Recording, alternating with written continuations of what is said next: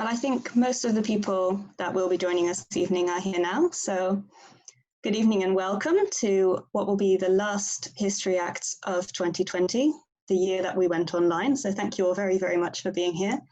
And this evening we'll be discussing the topic of fighting food poverty. And we're very lucky to be joined by activists from the Unity Project and Funnel, and by historians who are always responding to them on this theme. Just to let you know that the meeting is being recorded and the recording will be shared on our website. We're also currently live streaming on YouTube. We'll be live tweeting the event this evening, so if you did want to join the conversation, the hashtag is HistoryActs, and we'd love to hear from you. So I think without further ado now, I can hand on to our speakers. So first, I think we'll hear from Karim Ali and Hester Watson, who are joining us from Funnel, a hyperlocal organisation which is based in Southwark. They're committed to fighting food insecurity, and their core aims are to educate, advocate and act. Funnel's collection points collect food donations and pass them on to a larger local food bank. And the other branch of Funnel, called Funnel Schools, is currently in the works, so we hope to hear about that too. Karim and Hester, would you like to start? Hi, so my name's Hester, and Karim will give us a bit of context and kind of background to Funnel first, because he was kind of one of the first founders. Yeah, sure. So around the start of the pandemic, there was a lot of uncertainty about how things are going to go. And I think that was even reflected within local government and councils, is that there was a certain element of unpreparedness for what was to come. And what that meant, especially when people started shielding, is that there was a risk that a lot of people would fall through the cracks of the system and might spend quite a while without recourse to public funds or without access to food banks or any sort of security or safety net. So what happened around that time, as you know, some of you may know, is across the UK, a lot of mutual aid groups started, kind of with the idea that the community wanted to stand up for itself and wanted to help, other members of the community. And that's what we did. We did the mutual aid stuff for quite a while. And around that time, we started a lot of conversations between other people that were involved in the coordinating. And we kind of realized that the root cause of what everybody was trying to address was actually food insecurity. Like it wasn't the root cause, but this was the symptom that we were trying to address rather. And that although the pandemic had made this more prevalent, we started noticing more and more how deep of an issue this is within society, and that just helping people wouldn't be enough.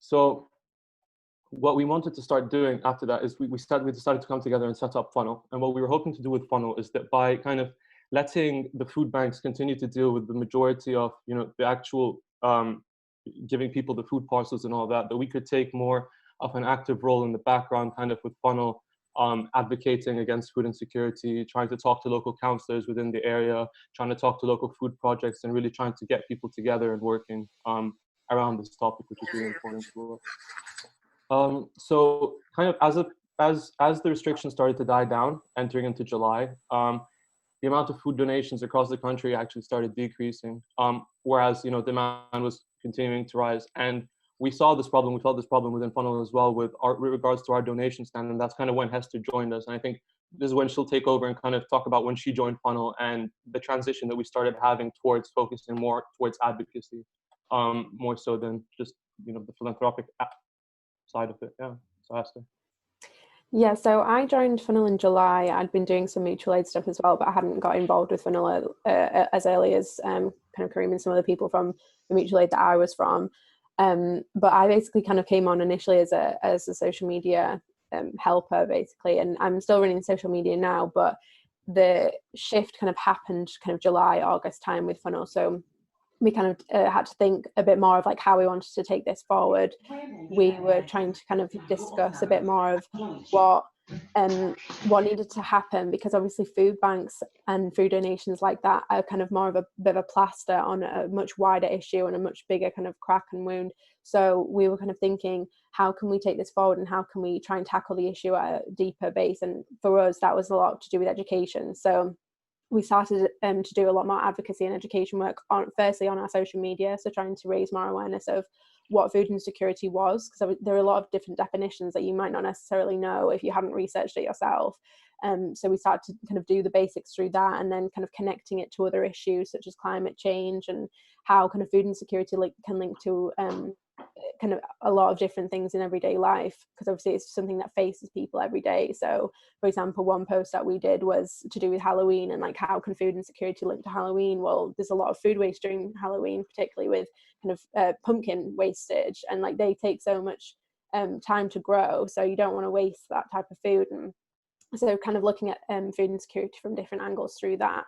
And kind of as a result of this kind of like advocacy and education on social media, we wanted to take it into schools and kind of try and mobilize students a bit more to think more widely about kind of their community and more grassroots community-based action in terms of like how they can understand food insecurity within their own communities and how they can help that themselves.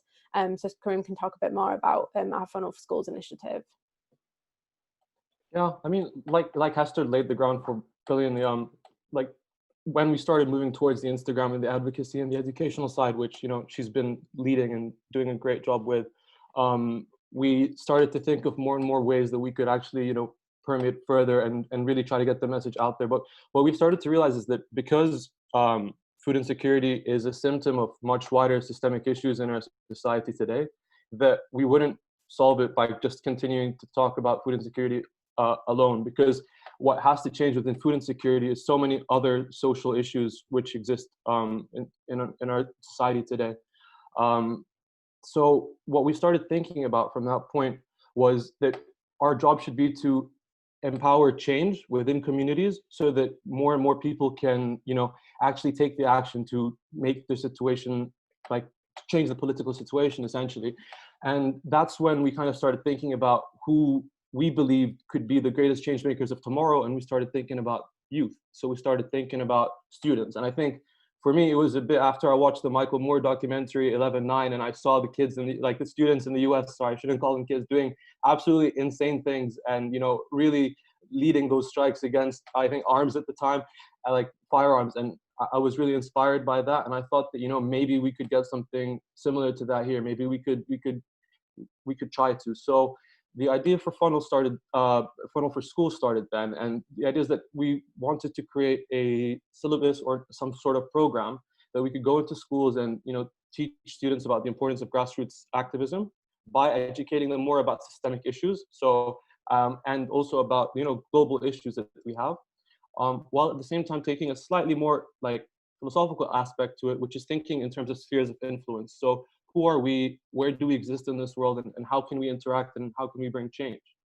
And what we wanted to add to that as well, kind of with our Funnel for Schools program, is we wanted to do a little bit of advocacy training, and then to give students an opportunity to actually bring change into their life within one of their spheres of influence, whatever that may be. So I talk about spheres of influence. It's this concept that, you know, each of us is very unique and we exist in our own space in this world. And the one thing that nobody can be is you. So when you think about the change that you want to make in the world, you have to think of it in context of yourself, and who can you help? Who can you reach a hand out to? What change can you bring? And by basically explaining the problems and explaining how, you know, a person is able to get to the solutions, we're hoping that we can basically help students take action against food insecurity within, starting with Southwark basically, and hopefully moving out. So yeah, that's kind of our plan for Funnel for Schools.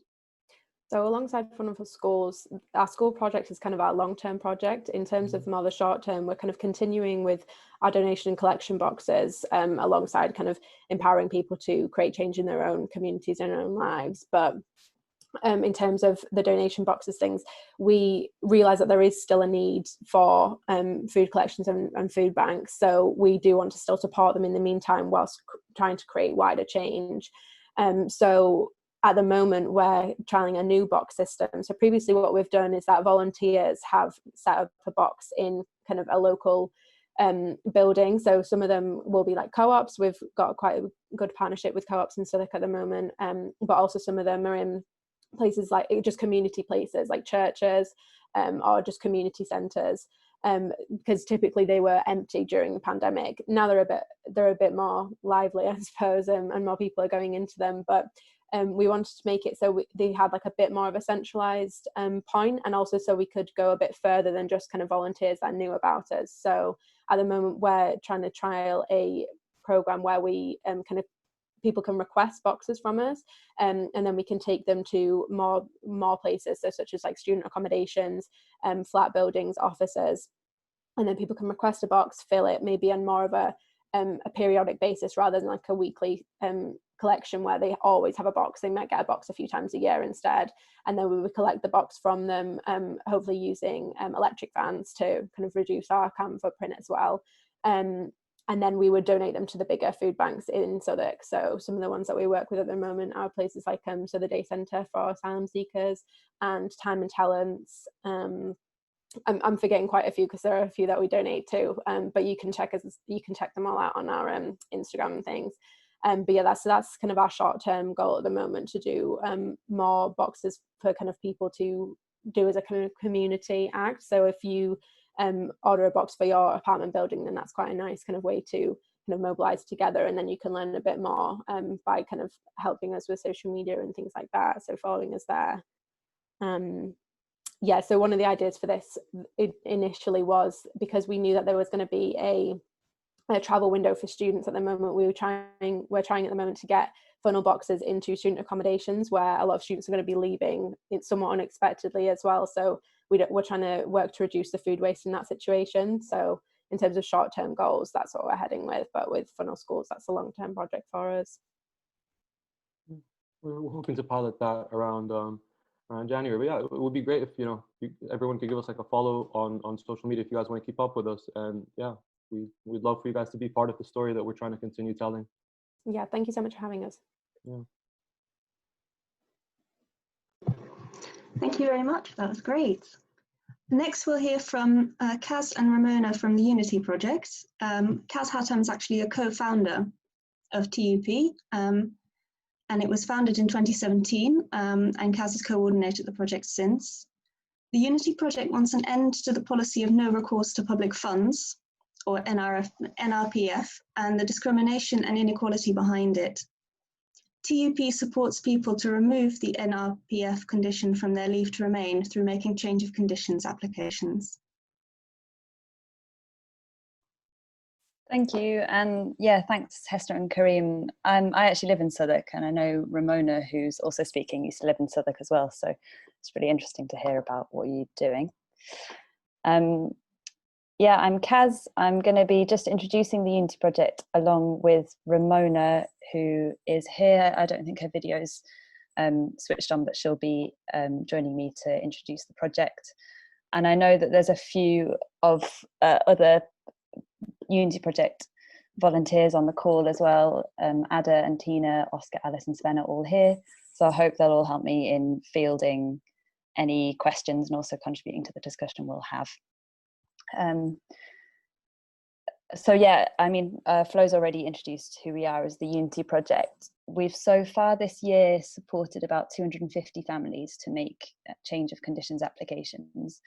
But like you guys were saying with Funnel, I guess it's really important to us that what we're doing isn't just, or as much as it can be, isn't just a short-term thing and an immediate practical thing that we're doing. We also try to link what we're doing to broader policy change. So through making these applications, and Ramona's going to explain a little bit more about what they are and what they involve, we collect together a lot of evidence about the impact that this policy is having more generally, and then we use that to try and challenge and change the policy on a bigger level. And a lot of that has focused around legal challenges and litigation, which I'll explain in a bit more detail in a bit, but it's not only limited to that. And I just want to say, I'm going to hand over to Ramona to explain a bit more about NRPF and what it is, and how it's affected her. But just initially, just as a bit of a disclaimer, that there are loads of acronyms, I think, in general with immigration law and specifically with this policy. So don't be scared to ask questions if we're overwhelming you with all of these acronyms. It's like almost, I think, a bit intentional. Sometimes it feels from the Home Office to put people off understanding these kinds of things. But anyway, hopefully we can help to explain it a little bit more. So I'm going to hand over to Ramona now to explain a bit more about the policy and the effect that it has. Hi, I'm Ramona. The no recourse to public funds means having no safety net in times of crisis or hardship. Without this safety net, events like redundancy, pregnancy, or ill health can be devastating. Due to the pandemic, even more people are facing or will face unemployment. People are given no recourse to public funds when they are given permission to live in the UK. Such people work, pay taxes, and can eventually apply for citizenship in the UK on the basis of their strong ties to the country. They often have British children and partners. Recent estimates say that over 1.4 million people are affected. The no recourse to public funds spells out an outright deprivation to one's fundamental rights as a human being. It denies you the right to equality, dignity, and respect. It is designed especially for British-born children whose parents are immigrants who are here to seek opportunities for a better life. Their policies are rigid. The 10 years route subjects you to hard labor in order for you to save and pay an exorbitant amount of money to renew your status, including a health surcharge fees different from the renewal fees. My son's early years home development was robbed and interrupted due to my limited leave to remain. I could only afford to rent spare rooms from friends where we were limited to the kitchen and bathroom. We lived with 12 different families in their homes within short periods of time. The no recourse to public funds is demeaning, causes frustration and depression, and is very challenging. There are people with no recourse to public funds who are not aware about organizations who can help with their change of circumstance. I was fortunate to meet a gentleman at the No Recourse to Public Funds office who told me about the Unity project. I used to make my own applications, which were outrightly rejected on 2 occasions. I contacted a lawyer who made another application for me. Again, it was rejected. Some people are faced with many challenges to meet the requirements. Some do not have the facilities or even the know-how of how to download the application forms. There is no advice or free advice on the website on how to go about it. Applicants are asked to provide huge amounts of evidence, including 6 months annotated bank statements of how your finances flow. You're rarely squeezed to a very tight corner. If you cannot provide their requirements, your application is rejected. The Unity project supported me right through to the end, and it was successful. Aside making my application, I also benefited from food bank. The NRPF had a negative impact on my son especially, and he was aware of our instability. I had to answer a lot of questions. Mommy, why don't we have a home like other children? We see what's happening out there, especially in the Black community. In 2016, I made an application for my renewal, used the wrong tier and paid £300 for my health surcharge fees. Immediately, I received an email advising me to use the right tier, otherwise my application will be rejected. I had to pay the full amount of £500 as there is no advice on how to pay the balance of £200. I made several calls to the Home Office to get my £200 back. It's been futile up to this time. I am calling on all parents who had themselves under this category of limited leave to remain with no recourse to public funds to contact the Unity project in order for them to get help with their change of conditions. I do hope this system will change or be completely scrapped in order for parents and children to have a right to a decent life. These were 7 dark years of my stay in England.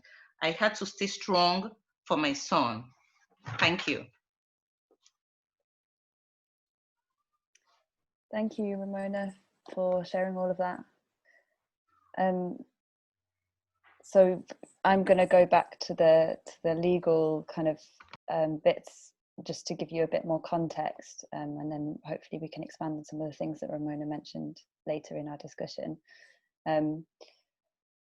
So, I mean, as you can all, it's simple from what Ramona said to see why this policy is so devastating. But it's one thing for us to recognise that, and another thing for us to try to persuade, especially this government, that they should change things. So like I said, one of the ways that we've been trying to do that is through legal challenges. And I guess we then have to find arguments that stand up in court as to why this policy needs to be, as Ramona said, scrapped, or at the very least, dramatically reformed.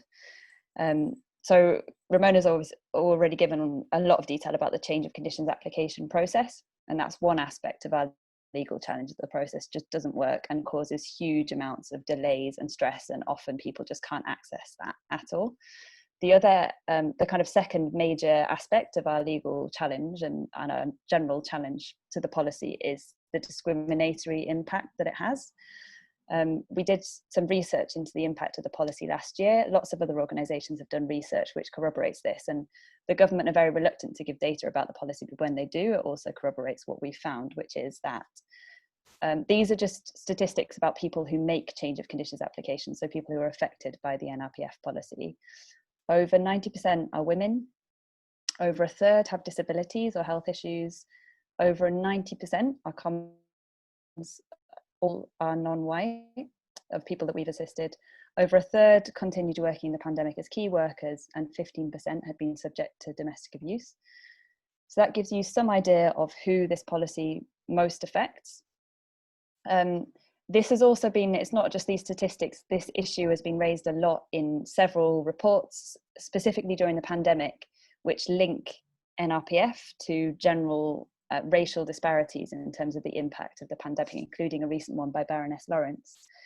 I won't go into it now, but the kind of legal basis for our challenge is to do with equality law and the government's public sector equality duty, which is another acronym, PSED. I'm just mentioning that because only last week, the Equality Watchdog, the Equality and Human Rights Commission, published a review which basically said that the Home Office hadn't complied with equality law in terms of hostile environment policies in general, and a lot of what they said applied to the NRPF policy in particular. So the government is basically either denying or trying to justify the obvious discriminatory effect this policy has. So that's another aspect of what we're trying to challenge. Briefly, our legal challenges in the past. In 2014, before we existed actually, the policy was challenged, and that's what brought in the application process that we are now trying to navigate. In 2019, the policy was challenged again. That led to a year-long review of the policy, which ultimately basically amounted to not very much, which meant that we went to court again in 2020, which led to a tiny tweak in the policy, which meant a sort of technical tweak in the policy, which again didn't make much practical difference. So now we're going to court again about the policy. So it's a very long process. We're gradually trying to bring these issues to court and to change things, but it's a slow process. So that shows kind of that legal challenges can achieve something, but they're in and of themselves, they're not enough to change the policy in general. So it obviously needs to go alongside a lot of other things, and activism and community building. I just wanted to finish by just raising a few of the issues that we've encountered as a project over the last few years, because I'm hoping that with the input of everyone on the call, these are things that might be interesting for us to talk about. So I'm just gonna kind of reel them off, but if anyone wants to pick up on anything in particular in our discussion, then we'd be really happy to talk more about these things. So I guess some of the conflicts and issues that we've had are around narratives about the policy. So specifically, we're talking about people who have leave to remain in the UK, so have the legal right to be here and to work and are paying taxes, and as Ramona said, often have British children.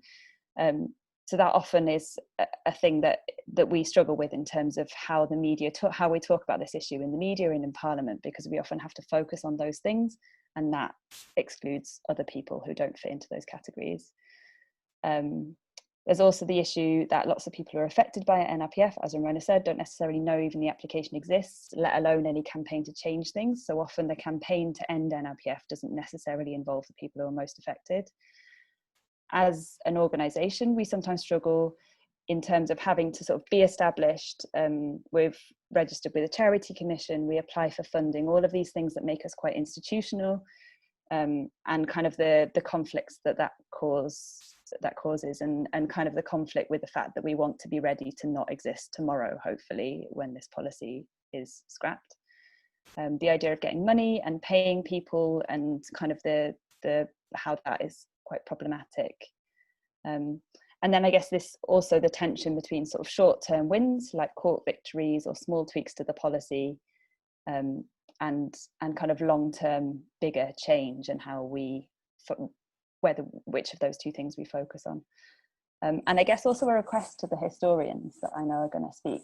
I'd be really interested to know a little bit more about how the history of public funds, whether in Britain or more generally, and kind of exclusions for certain people, particularly people who aren't born in a certain country. Yeah, I'd be interested to know how what we're doing now fits into kind of historical context in Britain and more generally. So yeah, thank you very much. Thanks for having us. Thank you so much for sharing that, Caz and Ramona, both. There is information and links to both Funnel and the Unity project appearing in the chat for those of you who want to follow that up. So at this point in the meeting, we will hear from historians with any useful parallels or context that they would like to offer. So first we'll hear from Pat Thane, who is visiting professor in history at Birkbeck, University of London. Her research examines inequalities and social policy in Britain from the 20th century, and she has a special interest in poverty, gender, and age.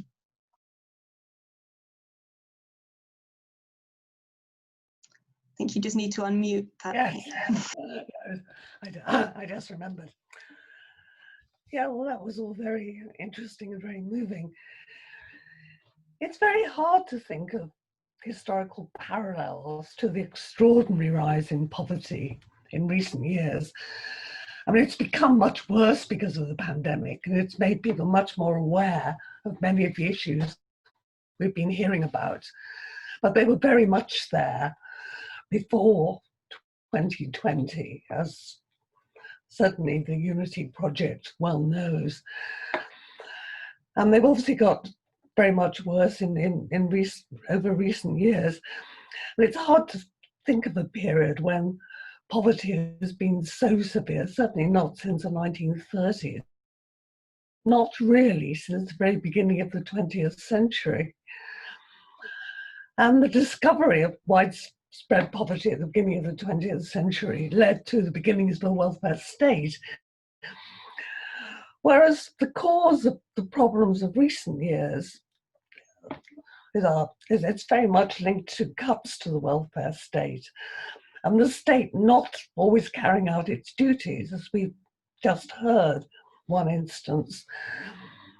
Another important instance is a major cause of poverty and recourse to food banks before 2020, in the last few years, has been people working hard but in insecure employment for very low pay on 0-hours contracts or fake self-employment, which enables employers to evade the minimum wage and the obligation to pay sickness benefits or contribute to pensions. And the failure of the government to try to enforce or to improve labour conditions and to enforce the minimum wage has, of course, made this much worse. So a combination of cuts to the welfare state. I mean, another major reason for the rise in poverty, according to the Institute of Fiscal Studies and the Resolution Foundation and all those respectable bodies, are the cuts to the welfare state. The introduction of universal credit in place of other benefits, which gives people less, makes them wait a long time, 5 weeks or so after making their application, when they've got no money. Now gives them loans, but then repaying the loans plunges many of them into poverty and debt. So cuts to the welfare state, the cuts to affordable housing ever since Margaret Thatcher sold off council housing means that housing costs are a major cause of poverty, and homelessness has been another major problem, like food banks. I mean, we'd hardly heard of food banks before 2010. And the treatment of immigrants is all part of this.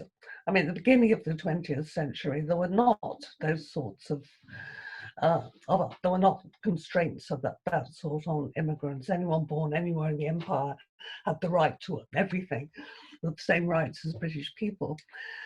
Increasingly since the 1960s, and even more since the 1980s, the rights of immigrants have been ever more constricted, including rights to welfare.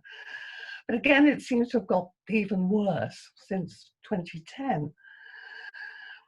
And it's certainly very disturbing. And obviously it's right to try to look into the causes and to protest against it. And the pandemic has made all of these issues really much more public, made people much more aware of them. And it's also been another example of how voluntary action has come to help people in need. That's always been the case. It's kind of myth that voluntary action was pushed out of existence by the welfare state. It's really impressive the way people do come forward when there's need, and there's been such massive need in the last few months that people have been coming forward to help. But as some of the speakers rightly said, we shouldn't be looking to voluntary action to do what the state should be doing to support people in real need whose problems are not their own fault. I think I'll stop going on now and leave it to Kate to contribute. Thank you, Pat, for that very useful context. As Pat said, we'll now pass on to Kate Bradley, who is Reader in Social History and Policy at the University of Kent. And her research explores British social history from 1918 with a focus on the relationship between individuals and the state.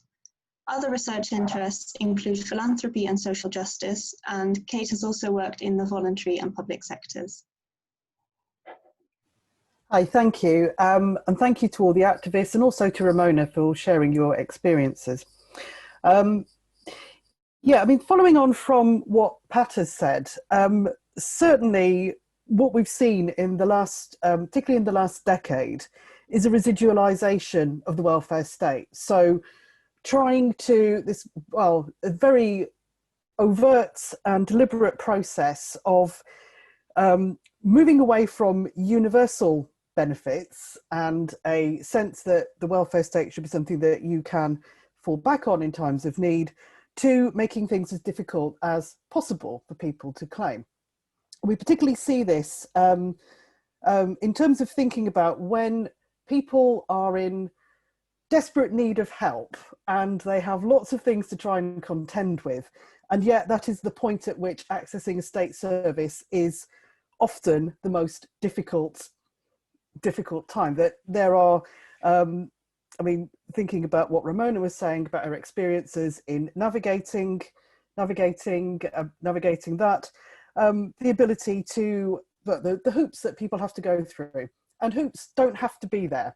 And certainly there have been many responses to this over time. I think very much of some of the activism that's been done around legal advice and pro bono legal services over the last 130 years or so, where people who do know, who have the legal skills to manage how to get entitlements to welfare, to kind of challenge things, are able to do that. And quite often when we're in need of this kind of help is when, as I've said, we've got so many things we're trying to contend with that it becomes really difficult. So it's, in that sense, in our hour of need, the most vulnerable aren't getting the support they need. And this is somehow, this is not thinking about this from a point of kind of equity and social justice. This is the wrong way round.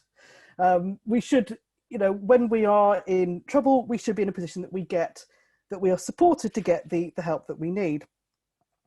So there is a lot of a piece here about thinking about the relationship of the state to the individual and what that state is providing.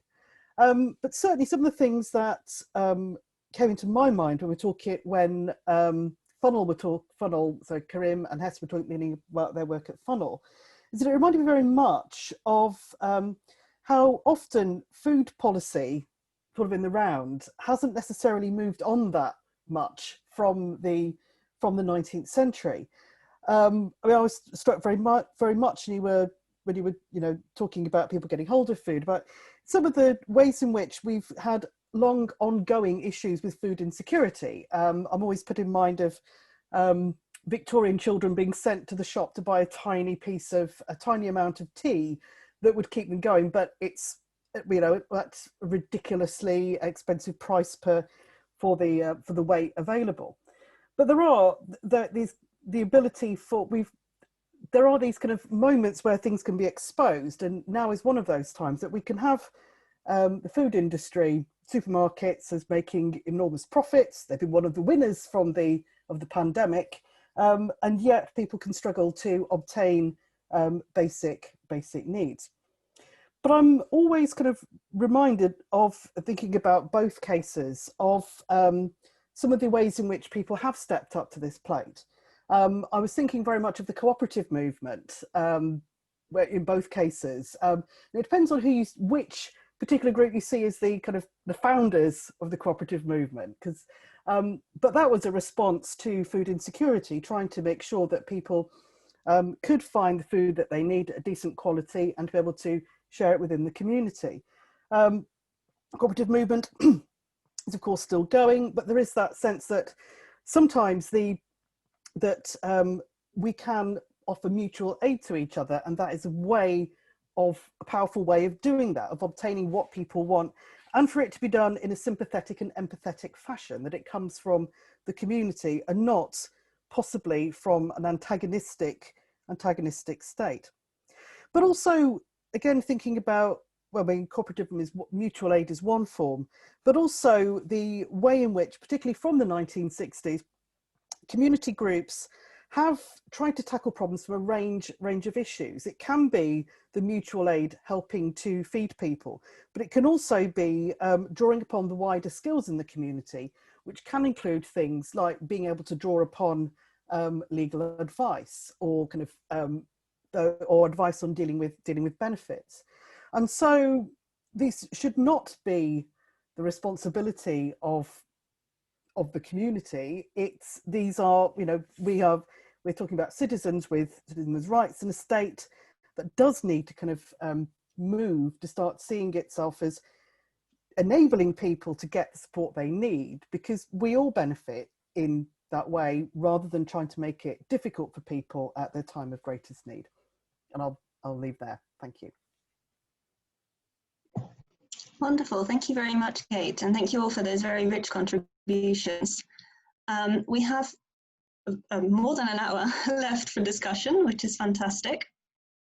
So how we normally do this is, if you would like to speak, if you could send me, Flora Jansen, a private message in the chat, and then I can either call on you to speak, or you can send me your full question and I can read it out for you, whichever you prefer. If when you're not speaking, you could stay muted, that would be fantastic. For those of you who are watching this on YouTube, we appreciate that you won't have the chat function available to you, but you can tweet to us at History Acts. And I think we'd like to hear first from Fatima Chorfi.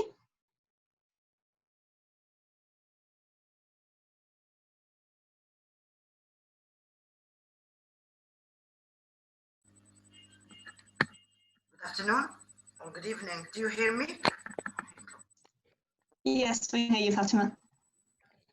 Good evening. So I'm going to talk about the historical evolution of poverty in the UK, and what is the impact of that kind of crisis on the British society in general, right? So, because when we say Britain, we do believe that it is a mixture of different nations. I'm talking about immigrants as well as natives.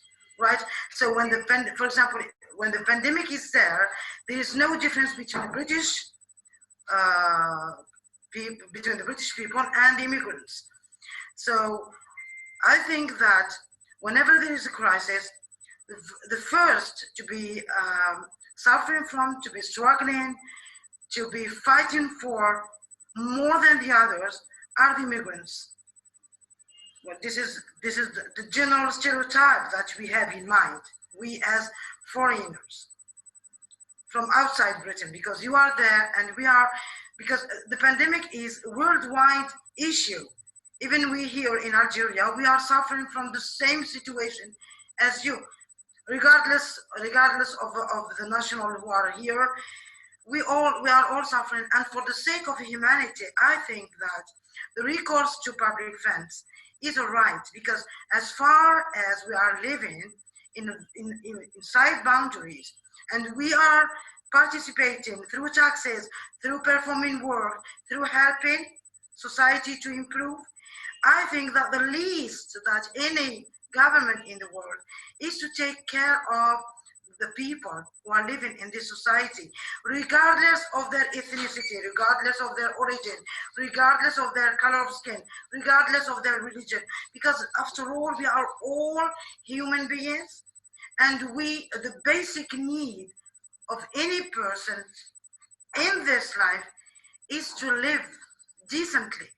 Now, if someone is sick, if we cut the government expenses, how can this person be helped? How can we heal? How can you cure people? Speaking about the immigrants, what about the old people? What about children whose parents are affected by the pandemic and they lost their jobs?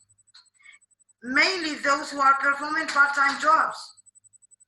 I mean, why do we victimize people? Why don't we try to find a solution by contributing, by creating associations which are ready to get in touch with those people in need, with the old people, with the deprived people, with the homeless people, jobless people. I think that the government has a task, has a duty towards people, but people too, they have to help one another, because without the contribution of anyone, of all of us, no social policy can succeed, because social policy is based on society. So all the members of society should be involved for the sake of the welfare of all the people in the society. Now, as Professor Partition Thane talks about, the historian, talks about the main cause of poverty. And I do agree, because when you cut the welfare expenditure, who are the first victims? Mainly the children, mainly the young people. Because those children, starting from being homeless, they are going to attend schools. They need transport, they need food. Going to university, they need to finance their studies. So I do believe that the different crises that Britain had been through, like the 1930s, the 1960s, and the 1980s, I think that, and the worst one in 2010, I think that whenever there is a crisis, the first issue to be raised is immigrants that are there, and how can these immigrants solve their own problems without having recourse to public funds. As the one who told, I think her name is Ramona, when her child asks her, Mom, why don't we have a house like the others? How can mother answers? She's been there for 7 decades, and up to now she did not have, she's not fully considered as a British national. Okay, because she's not British. Sorry, we can understand that. Now, what is the problem? I mean, why can't we have that son to have a decent life, to go to school, to have a home like the others? It's being the son of someone who is not British is not his problem. He did not ask to be there. So the point from my contribution, why did I ask to contribute or to participate in this discussion, which is really, really interesting and very fruitful, is that we have, whenever there is a crisis throughout history, we have to take lessons from there for the future. Because if we have taken time to tackle all the issues, the social issues in the 1930s, we could not have the same problem recur again in the 1960s and again in the 1980s, and nowadays from starting from 2010 up to nowadays. We have to learn from history, and we have to take the negative aspects that were not shed light on during that crisis, in that period of history, to learn in order to overcome the future issues, because as far as we are living, issues and more issues are coming. So we have to learn from it and to devote a sincere, serious debate from government and from people. There must be a kind of cooperation between the two sides, because the government alone can do nothing and people alone can do nothing. Everyone has to contribute for the sake of the welfare, at least of those people in need, of children, old people, deprived people, poor people. If we have to overcome poverty, it's not by writing or making theories, or it's by going to practice inside the society, to tackle the issue inside the society, to develop associations, to help those associations of charity, of helping poor people, and try to listen to people, to help them. I know it's not an easy task to do, especially with the pandemic and the lockdown, but if we have taken care before about those people in need before the pandemic, at least we will have to register those who are in need, and that time the help will be easier and we won't take more time to tackle the issue. Thank you, Fatima. Welcome. Thank you. Would the panel like to come in?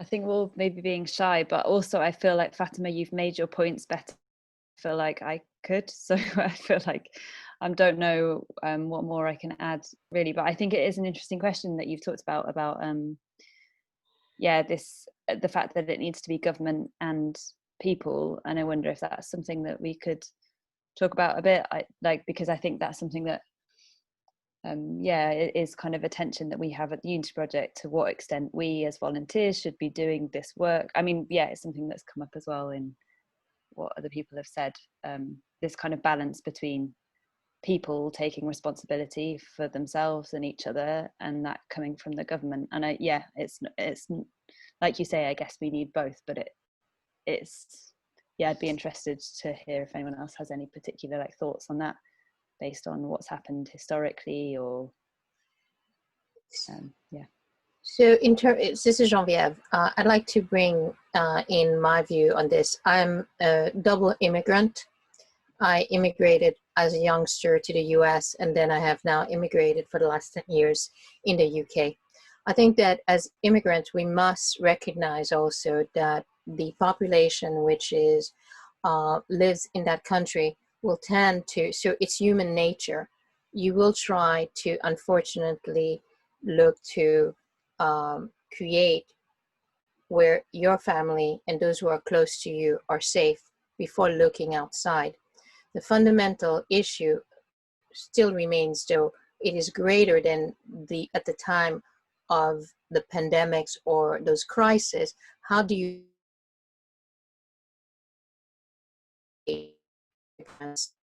create that ability? And if we look even at the economics reality of many of those countries, not only the UK, let's go to UAE or even the US, that many of the jobs which were very necessary for the fabric of running the country were being done by immigrants, but not recognizing them and giving them the right due or right payment.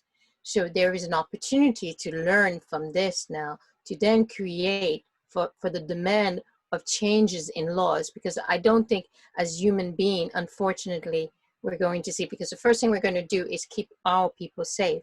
So how do we create more balance in terms of immigration? How do we create recognition? Because I think a bigger problem for the immigrant or communities is also the number of people who may not be registered to receive the right support, because they believe that if they register for those support, they may be deported. So incorrectly or correctly, that's something that is in their mind. And that became a reality in the UAE when the pandemic first started. They killed all the jobs for many of the Indian population who had to go back to India. So the fundamental question would be, to me, how do we learn from this, and what we need to take to make sure that our immigration laws create the right balance?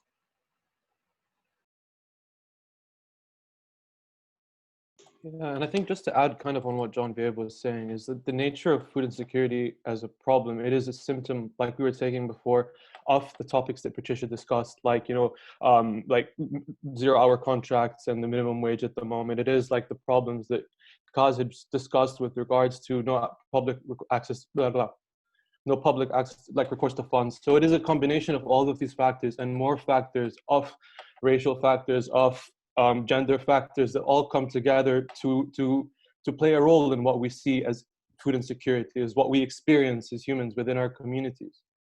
But the reality is, to solve these issues, what we need, similar to actually Fatima was saying, is this collaboration between, you know, standing up to the state, demanding from the state, while at the same time supporting our own communities and building a regenerative culture of sorts around topics like food insecurity that can help us sustain our communities while at the same time pushing in the long term for the changes actually needed. How do we do that? How do we get people to stand up and speak when, you know, they're in a position where they have, you know, they are struggling, they are on the poverty line, when they are working multiple jobs to make ends meet, when they don't have the time to sit and to have these discussions or to go and to be active, because their very reality, their very existence is based on the fact that they have to keep on the clock. And that is where it comes to, you know, our jobs as activists, our jobs as, you know, people from across all of society, to recognize the fact that we are all privileged in our own ways, and to use whatever privilege we have to make a difference and to share the, like, to represent the people who do not have the time to represent themselves, or who do not have the ability to represent themselves. And this is a big cultural change that's been happening very slowly over time. I mean, like, I'm not a historian, so I maybe Patricia and Kate can expand, but I mean, the state of human civilization has improved greatly over the last, like, since we've started. And we have more liberty to talk, we have more freedom to talk, we're more able to communicate with each other, we have been moving in these directions. But now it's about saying, you know, we need more representation, let's get more representation instead of talking about it. You know what I mean? Let's go out there and let's do these projects. Let's go start food cooperatives. Let's empower these communities, right? So yeah, Fatma, I think what you said is true, but this is something that's going to take time, and that's exactly why, you know, everybody has to play their role. That's why every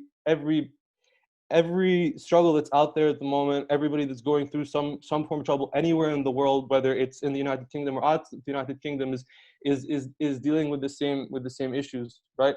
And we have to recognize that intersectionality. We need to recognize how, like, the problems that we see here transcend our borders, and we need to think about that as well when we actually come to do work within the UK as well, in my opinion at least. But yeah, I don't know. That's my 2 cents on it. Thanks, Kareem. I think this might be a great point to bring in a question from Sarah Mia, who would like to ask both Funnel and the Unity Project how people can help.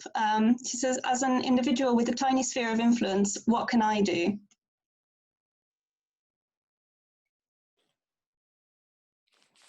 Big question. Thanks for asking. I guess I always feel like this is a question that we can't really answer, because obviously it's kind of it's huge. And I do want to ask everyone else who's here from the Unity Project and on the call to chip in if you have anything more to add. I think one major thing that we were talking about this morning, and it's quite a specific thing, is, I mean, it's very specific to us and to what we do, and I guess we're specifically trying to change the NRPF policy because it's one specific element of systemic discrimination and equality, which is maybe something that we as individuals can't necessarily immediately tackle.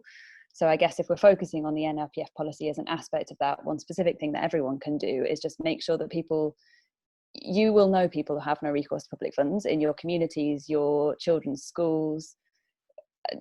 It's more difficult now, I guess, when we're not interacting as much with people around us, but you will definitely know people with no recourse to public funds. So one thing that you can definitely do is to tell people that support is available, and that they're not alone. I think a lot of people think that this is it and this is what they have to deal with for the duration of their time in the UK, or kind of this is all they deserve. And so I guess just being aware that the NRPF exists and telling people that support is available in whatever way you can, whether that's sharing a flyer or having more conversations with people, is one very specific thing. I don't know, is anybody else got any other suggestions that's on the call? I'd love to jump in here, because I think just kind of touching on the point that you just said, like, if you go back to what Karim was saying earlier in the chat, we were talking a lot about spheres of influence, and that's something that's so important when it comes to these kind of issues, is really just to talk to people, like talk to different people, listen to different things, read and watch things that challenge your own view, and then talk about them with other people as well, because the more you kind of discuss these types of issues like we're doing now, the more that we can kind of broaden people's kind of interest and knowledge on these kind of topics. And also kind of some things that we've been doing through Funnel is like encouraging people to sign petitions and things like that, because you really do need to kind of use your kind of voice with your representatives. Like, they do work for you, like they work for all of us, we vote for them. So like, use your kind of power in that sense to make them accountable. Like, you can email them, they might not always reply, but like consistently try and email them, try and call them, tweet them. There's lots of ways to get into contact, and if you kind of badger them enough, they're likely to do something. And especially if you take that into the conversations too, and tell other people in your community to get into contact. A lot of it doesn't take that many people for them to get an email about the same topic to kind of do things, if it's all specifically from your community as well, which is so much that we do with Funnel. Like, it's hyper local, so the conversations then that feed into the actions that hold representative to account can make a difference. And I think it's easy to feel powerless sometimes, but if you kind of remember that, like, we vote for a reason, and that is to kind of give people a voice, and like, that doesn't stop at voting, that can continue year round. I'd like to expand on what Hess is saying, because I think it's exactly that. It's like, we are so privileged in this country, in the United Kingdom, to have a voice and to be able to express that voice freely, and anger at the fact that there are people in this country without food, anger at the fact that there are people with no recourse to public funds or without access to home, is an okay emotion. I think that there's a big emotional element here as well to this cultural transformation that's happening in our societies. It's okay to be angry about things like this. It's okay to feel passionate about things like this, and it is our right as people in this country to talk about the way that we feel, express the way we feel, make sure that people know it's not okay. When we've fundamentally come to that realization of ourselves, that our emotions are okay, they're valid, and in fact they should be listened to, then this is how we can actually start to bring change within our own sphere of influence. We have to believe that, firstly, where we're coming from is in fact, the right place to come from. And after that, the conversations that we have with people, what those lead to, how we choose to take this newfound realization and run with it, that's up to everybody's own individual lives. And I think that just comes, it depends on how much time you have and all of this kind of stuff. But the most important thing is to be active. Not everybody has to be out there protesting or, you know, going out and speaking in parliament or talking to councillors, but we have to be active. We have to realize that it's like all of us have said, is that everybody has to get involved, even if that's a little bit. So don't ever like bring down what you think your contribution could be, because by liberating yourself, by realizing that the system is in fact built for you and should be reporting to you and to us and to the people of this country, then you can actually start to make change no matter what from that point, in my opinion, just by changing your own shift of view. Thanks, Kareem. I think Tina Palm wants to come in at this point.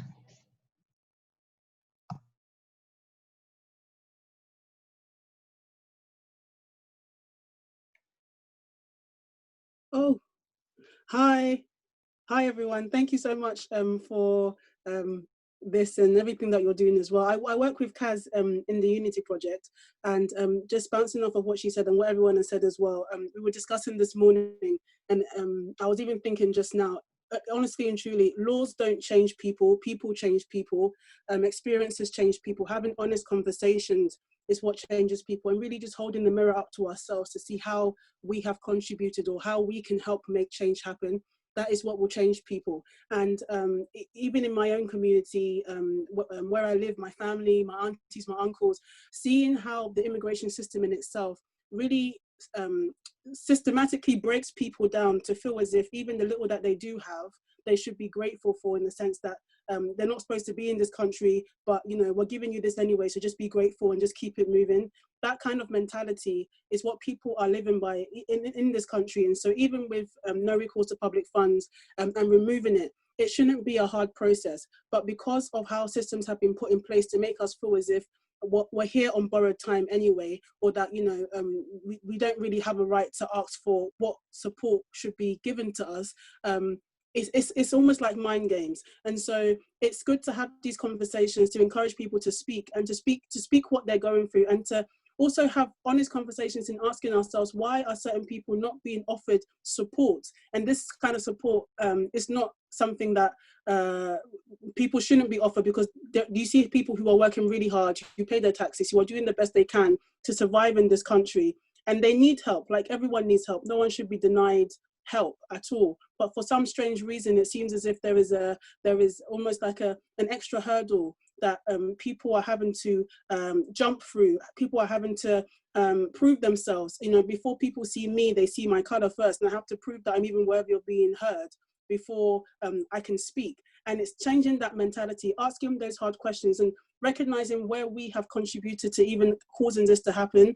No recourse to public funds is just an example of the racism and that discrimination already in the system. And we have to figure out how we're going to best bring it down. And even this morning, I was suggesting that it might even be worth going to school, speaking to children whose parents are going through these things, because even in my generation, we are the hands and the feet and the eyes and the ears of our parents who came here to work hard to give us a better life. They don't understand everything that's going on, and we are there to teach them and to help them understand really what's going on. And can you imagine how powerful it would be if we were to go into schools and speak to children, to speak to young people about what's right and what's wrong and things that are going on, and they educate themselves, and then they educate their parents, and it's like a ripple effect of people actually recognizing and being awoken to the fact that something is not right here, that there are people who are being treated differently for no reason at all. Like the reason for segregation makes no sense. And ultimately, it's recognizing that we are all human, and no one has can claim anything. We all came here the same way. We're all going to leave the same way. You can't claim anything as your own. And so long as we realize that we have a responsibility to each other, and we recognize that we're here to support each other as well as support ourselves. And if we help people, we're not taken away from the fact that we may also need help in the future. It's just a cycle of endless help that we can give to each other and help in the growth of it all as well. But ultimately, it's just humanizing the process and helping people to see that it can happen to anyone. It's not just a select few or select part of people who can go through this. We can all be affected by it, and we all are affected by it. And it's opening our eyes and having those hard conversations and being honest with ourselves as well. Thank you. Thank you, Tina. Okay, we've got a great question from Sharon Noonan Gunning to bring in the historians directly as well. And she would like to know, what do Kate and Patricia see as is the role of trade unions today? They seem to follow NGOs and work of celebrities rather than to lead. What historical precedent is there for trade unions to lead campaigns for universal rights to food and health?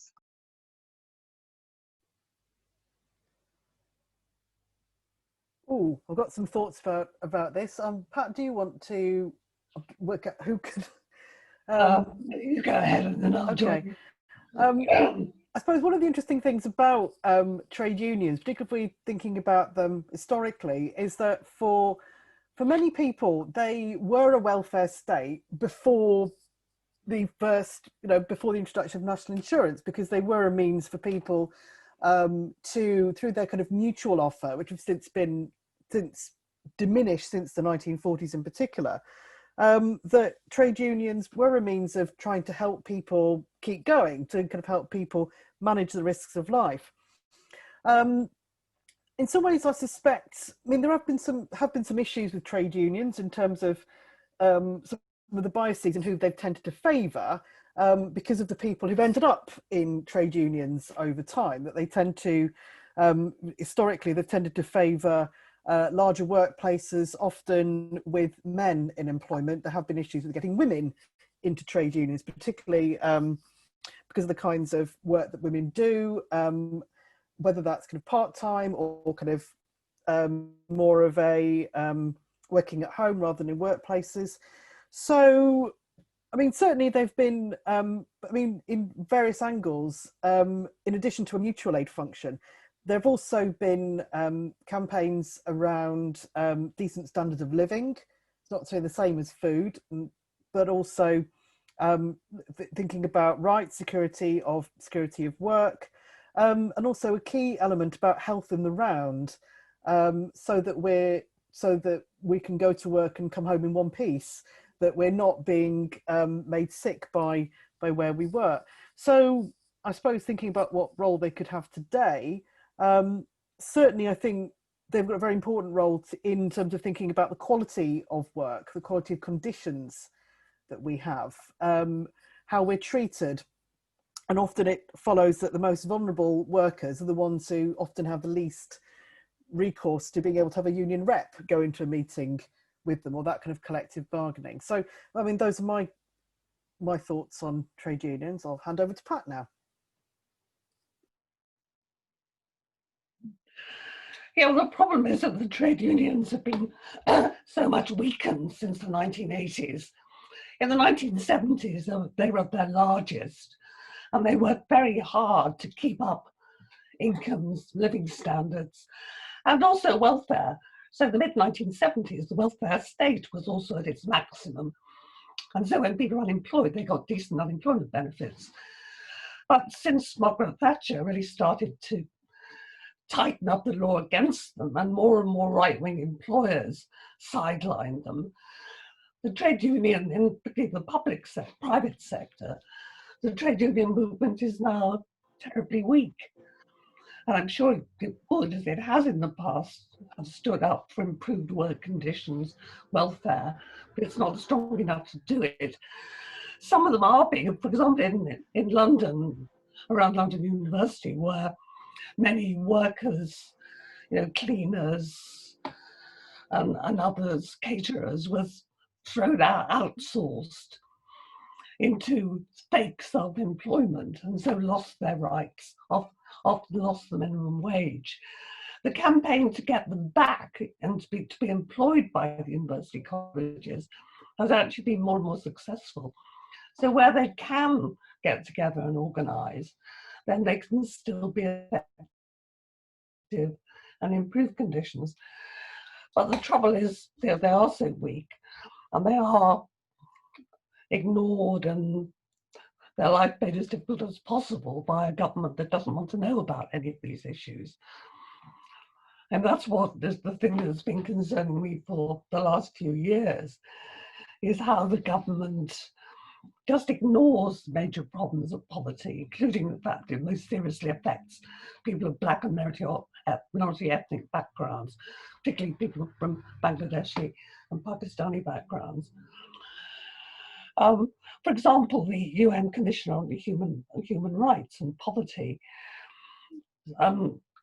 toured Britain in 2018 and produced the most excoriating report about the terrible conditions of poverty that he'd seen, and the government just brushed it aside. So I think the weakness of unions is just part of this growing control by right-wing governments, which ignores these major things.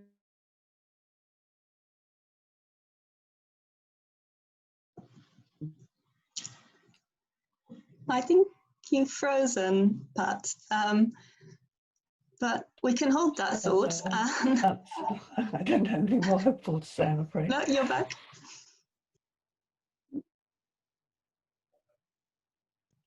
Perhaps just quite a suitable follow-up question to that then we've got from Joe Till, who said, Pat said that she thought that the levels of poverty today are higher than at any stage since the 1930s, and Kate talked about the residualization of the benefit system, which makes it as difficult as possible for people to claim.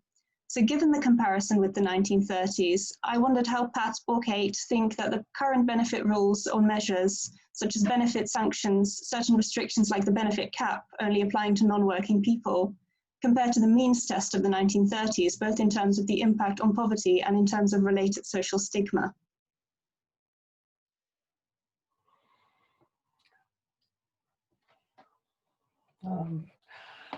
Well, I think if anything, poverty and stigma is greater now than it was even in the 1930s, and is much more widespread. It's also more complicated because we do have a culturally much more mixed society, and so the additional stigma and marginalization of Black and minority ethnic people makes it even worse. And of course, it took a war to, and then a majority Labour government to improve things last time. One of many things I find disturbing is I wish the Labour Party was speaking out more clearly on these kinds of issues, putting forward some policies about it, but I don't hear that.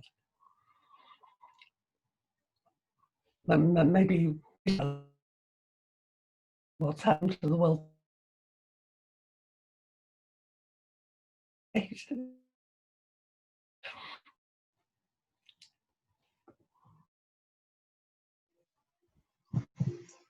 You're just cutting up again a little bit, Pat, but maybe Kate would like to come in here?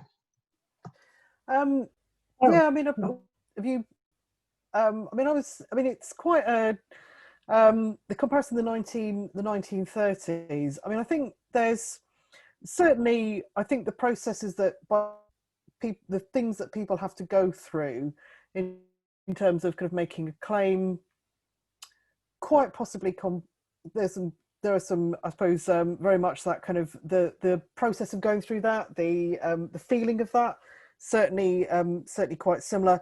So there are some comparisons with that. There are obviously structural differences in terms of we don't have the poor law anymore. Not that it was called the poor law in the 1930s, but again, a similar kind of.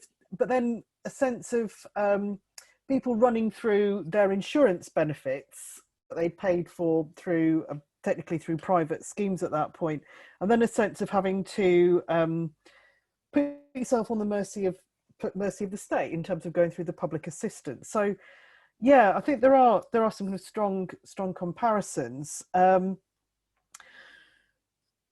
yeah, it's certainly a case of people having to try and make cases for situations that are not of their making.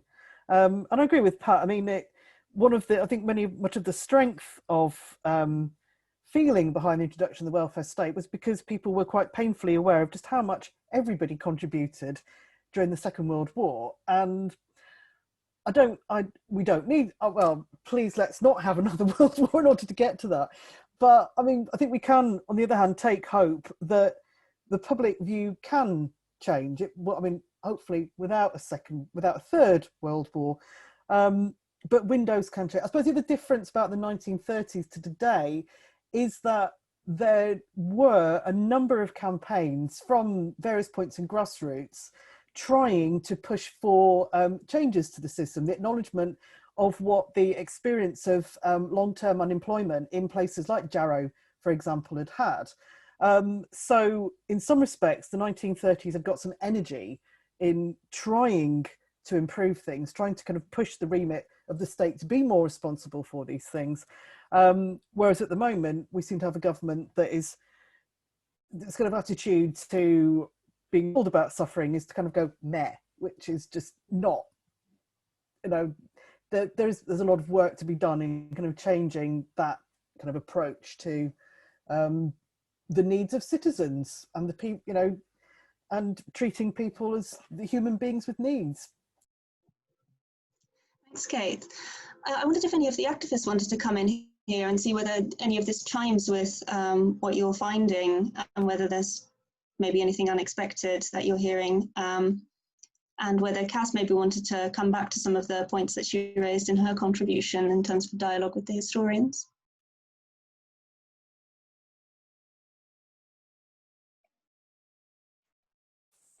Yeah, I guess it's not normal. I'm not normally the one who like is more hopeful, I guess. But yeah, I do feel like there are places where we can maybe also sort of challenge and hold the government to account. Although obviously, yeah, it is difficult. And I guess just specifically, Pat, in terms of trade unions, I just wanted to say that yeah, the trade union I'm part of, I'm sure you all know, IWGB, I do think that some trade unions are doing really important and good and hopeful work as well. Although I know that in general, maybe trade unions aren't doing as much as they otherwise could. But I guess I was actually just specifically interested. I don't know if anybody else is, and maybe it's getting a bit too historical and technical, but Kate, you mentioned the poor laws. And I guess I was wondering if it, one of you might be able to just give us a bit more context about kind of the welfare state that we have now and how that kind of came about. I know it's really hard to summarize that, but maybe you can direct us to other places that we could learn a bit more than that. I'd just quite like to have some context to kind of where we are now. I don't know if that's possible.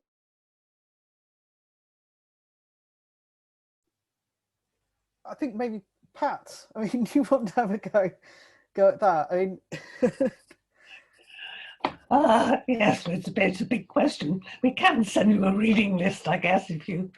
I mean, really, it was beginning to change in the beginning of the 20th century as a result of major surveys showing just how much poverty there was, and people realizing that poverty wasn't always people's own fault because they were too lazy, which is the idea the poor law was based on. That poverty was the fault of the poor because they were idle and feckless and couldn't be bothered to work. And so you had to be very punitive in your application of benefits and give them as little as possible, which seems to me very much the principle of universal credit. I think we've actually gone back to something very much like the poor law ideas. The notion of the purpose of welfare benefits should be to give people so little they've got an incentive to go to work, despite the massive evidence that it's precisely because people are in work and not earning enough that they're in poverty, which is what people discovered 100 years ago. So that then was a gradual expansion of the welfare state, which was partly governments between the wars responding to the growth of the labour movement, both trade unions and labour, and conservative governments being afraid that if they didn't make some concessions to unemployed people particularly, then they'd have a revolution on their hands. And especially with socialism and fascism flourishing in Europe, they didn't want it to happen here. And then came the Second World War, and as Kate said, during that time there were growing pressures to introduce reforms to improve conditions after the war, and a feeling that some people should be rewarded for privations of war. And partly they supported these kinds of changes. The first big majority Labour government was elected in 1945, and it did introduced the free National Health Service for the first time and improved other welfare benefits like pensions and sickness benefits. Not as much they might have done, because they were mainly concerned to reconstruct the economy. And they introduced full employment at decent pay for the first time in peacetime. And all of this continued to the 1970s. It expanded rather less under Conservative governments, but they didn't dare give it up. I mean, the Conservatives in the 50s wanted to privatise the health service, but they set up an investigation which said actually it was so cost effective and so good, they didn't dare do it. So welfare went on expanding. As I said earlier, it reached its peak in the mid-1970s. The 70s got a bad reputation, which it doesn't really deserve, because it was the period when trade unions was at its peak, welfare was at its peak. Unemployment was beginning to grow, but the unemployed got decent benefits. So welfare state went on expanding until the 1980s, when Thatcher was just determined to cut it back, and she did. And particularly privatise whatever she could, reduce the power of local government. So local authorities, it was the beginning of that process that's left them with so little power now. Whereas the present government would rather use incompetent private firms to test people for COVID than use experienced public health experts at the local level. So that process began under Thatcher. There was some improvements under Blair and Brown, but then since 2010, it's all got bad again. So that's a very quick overview. I don't know whether Kate wants to add anything. So we can send you a reading list if you want to know more about the history of the welfare state. Thanks, Pat. Just to say, if any of you do have books that you'd like to recommend any of the speakers, feel free to pop them in the chat and we can pick them up and share them in our write-up afterwards. I think this might be a suitable point to bring in Robin Sterry, who I think wanted to say something about trade unions as well.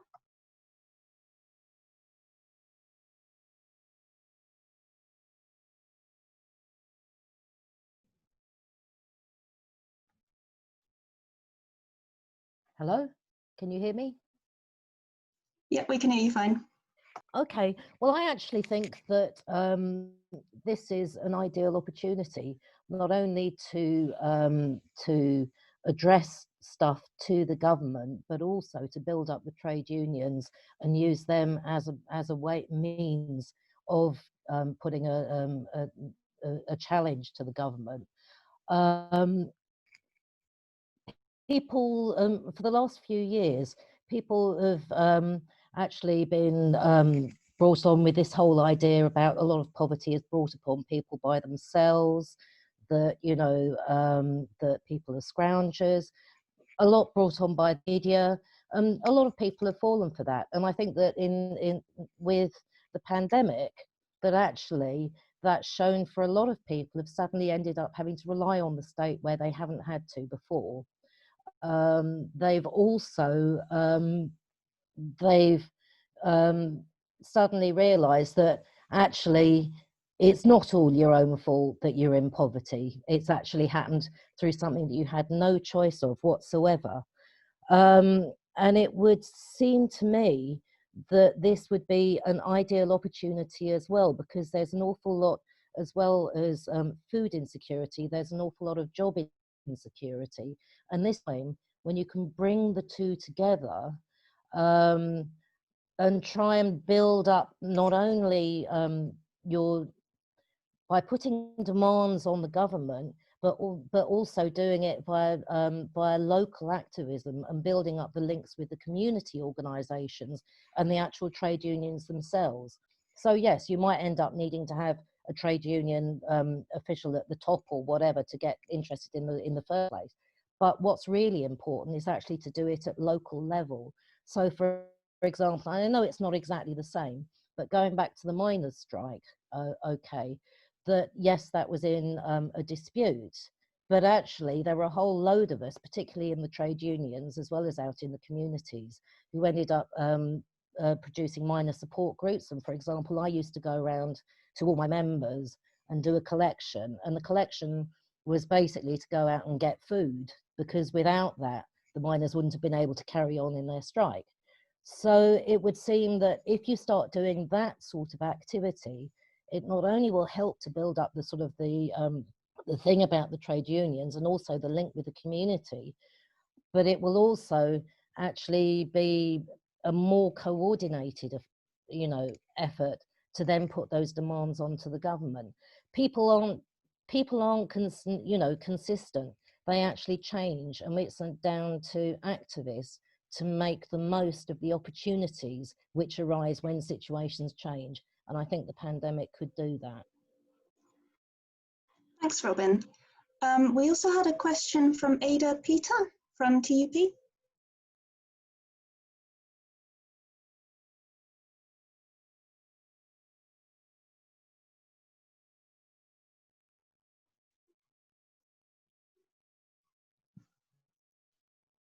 Hi, Ada, you're just on mute at the moment. Yeah, thanks. Hi, Flora. Hi, everyone.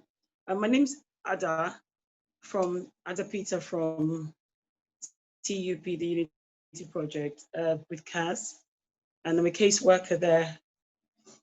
And I'm also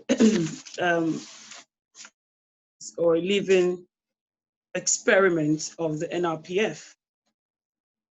Yeah, so I have NRPF currently imposed on me on my leave to remain. And I've been in the country for nearly 20 years. And obviously because of the NRPF, I've been through homelessness 3 times with my children. And I've had to drop out of my LPC twice as a single mom, and with all the other financial burden. So yes, I'm not a very happy bunny when it comes to the Home Office. But one of the issues I want to raise here is, you know, we're talking about Britain here, and we are supposed to, well, not we, but Britain is supposed to set the pace, world democracy, protection of basic rights, fundamental human rights, right of association, movement, everything you can think of, equality and diversity.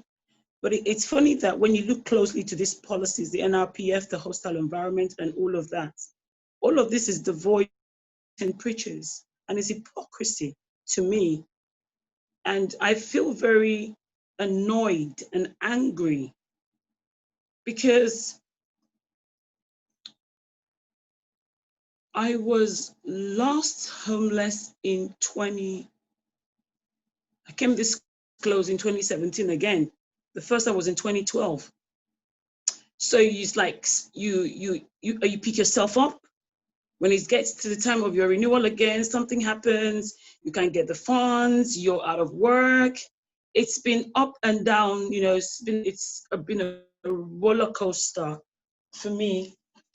And I just feel that I have more to offer Britain that Britain has to offer me in terms of my academic qualification, you know, and my person, you know, who I am and what I am. And I believe that empathy is a basic human virtue that comes to us naturally. To be devoid of that makes you inhuman, you know. So if you haven't got empathy in the things you do or how you feel as a human being, then you might be a psychopath, I don't know, you know, a sociopath or whatever. You've got to get yourself checked out.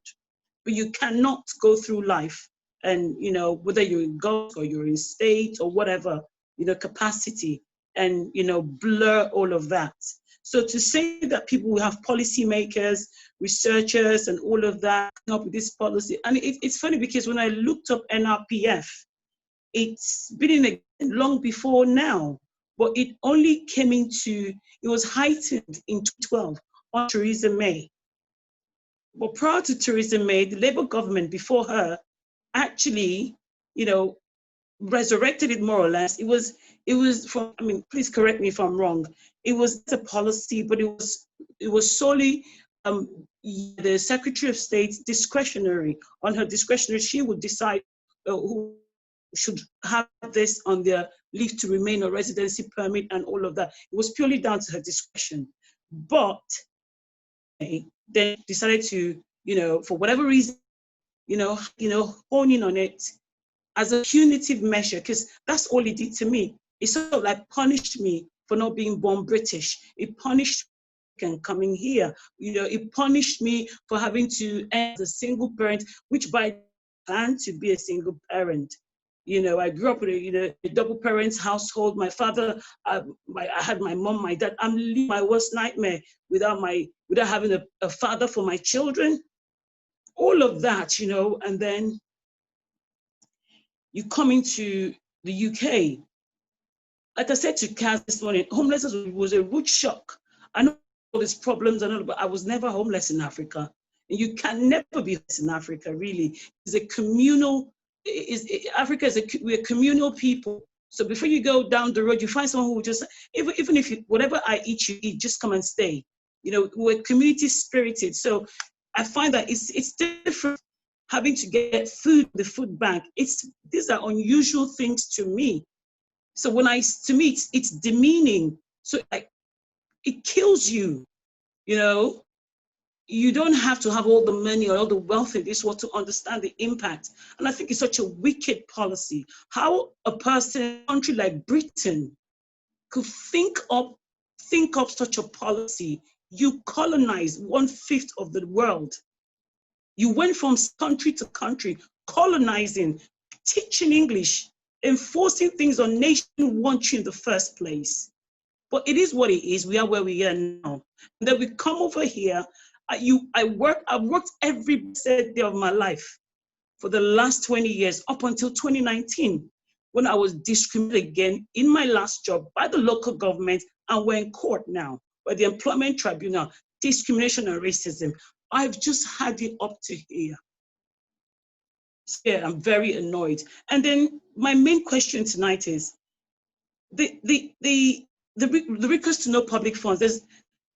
We talk about mental health. Does Home Office understand the extent of the mental health under that category go through? Who's going to take the liability? What aspect, what portion of this does the Home Office take? What blames?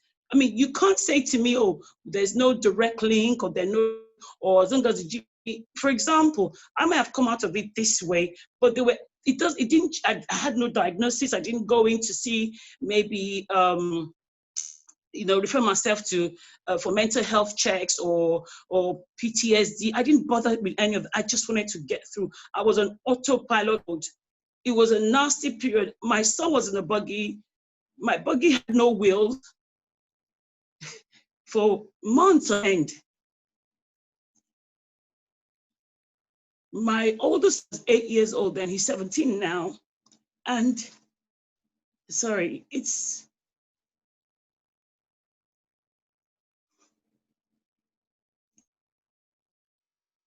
he was 8 years old then.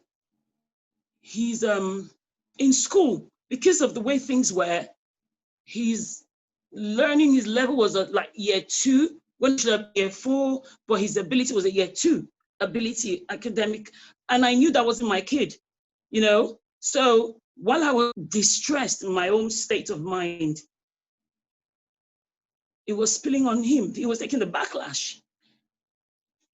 And then you have social services who will come to you and ask you stupid questions, invading your privacy, treating you like you're a liar, like you're hiding something, or you must have a partner somewhere. Why do I have to have a partner? And if I do, and if people have lied, people will lie. You have the good, the bad, and the ugly in every race you go. You can't come into a family's situation and then come with the same paintbrush and start off on that note.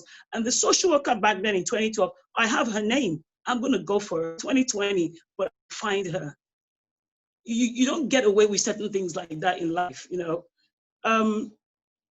So where does the Home Office come in? People have gone through mental, emotional trauma, distress. Where does the liability lie with the Home Office? They can't be getting away with this under the name of the umbrella of diplomatic immunity or policy immunity or governmental immunity. Somebody's got to take responsibility for families who cannot speak out, people who will cry themselves to sleep at night.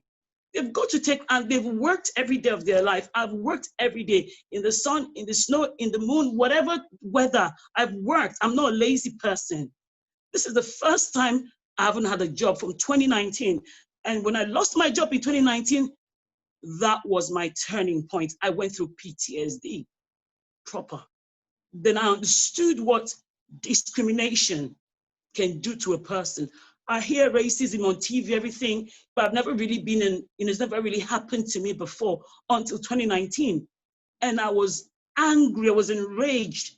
Every non-Black person was a suspect to me, because I don't know what you're going to start with. I'm not sure what angle you're going to come at me. I became the angry Black woman for just no reason. I'm normally a happy-go-lucky kind of person, you know, so that was a turning point for me. So I've turned that anger into what I think I want it to become. I live in Essex. Essex is the most racist borough you can think of, you know, so I know what Essex is about, and I'm ready for them. You know, you're, at the end of the day, when I cut you, you bleed. The color of your blood is red. Color of my blood is red. You got skeleton, I got skeleton. Biologically, there's nothing. You know, you can't just go through life through the color of your skin and make decisions based on that. So where is the mental health, you know, liability? Who's going to take care of that is my question. Because there are a lot of people who go through no recourse to public or suffer with mental health.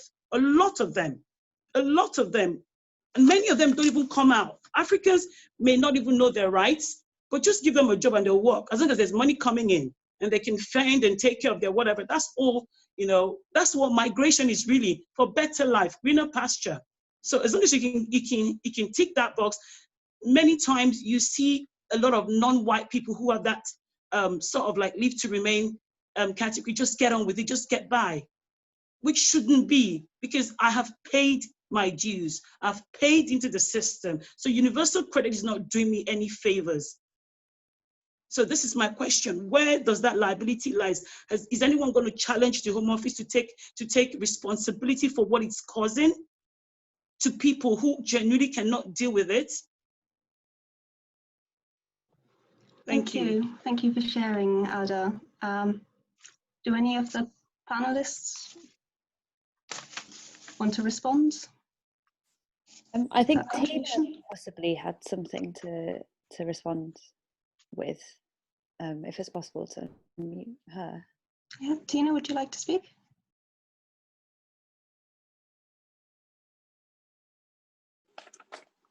Hi, thank you so much. Thank you, Caz.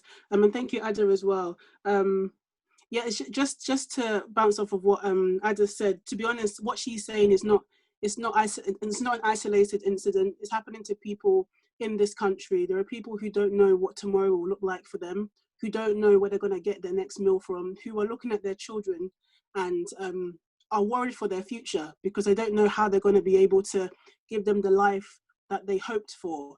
And it's a generational thing, because you can only imagine you have children and you want them to do the best they can, but there are so many mountains or hindrances in your way. In order for you to succeed and help your children succeed as well, it starts a vicious cycle. And then you have issues within work or education or even employment where, you know, because you're from a certain area, suddenly you're not able to get certain jobs, and because you can't get certain jobs, you can't progress in a certain way. And it's like a vicious cycle, and so we need to see past color as well. We need to see past the fact that this could happen to anyone, and we cannot disconnect ourselves. No matter where you come from, where you are, even if you've never experienced this kind of thing before, you shouldn't disconnect yourself from this, because honestly, it can happen to anyone. And even if it never does happen to you or anyone around you, the fact that people are hurting because of this, it should be a problem. The system, as Ada says, it breaks people. It breaks people so much. The immigration system causes people to feel as if they're worthless. And then after it's broken people, the system is the one telling you to fight, but you don't have the strength to fight anymore because the system has broken you completely. And so where do you get that strength from in the first place? And so we need to try not to disconnect from people's pain. Pain is pain. We need to ensure that we are continuing conversation and again, asking ourselves the hard questions.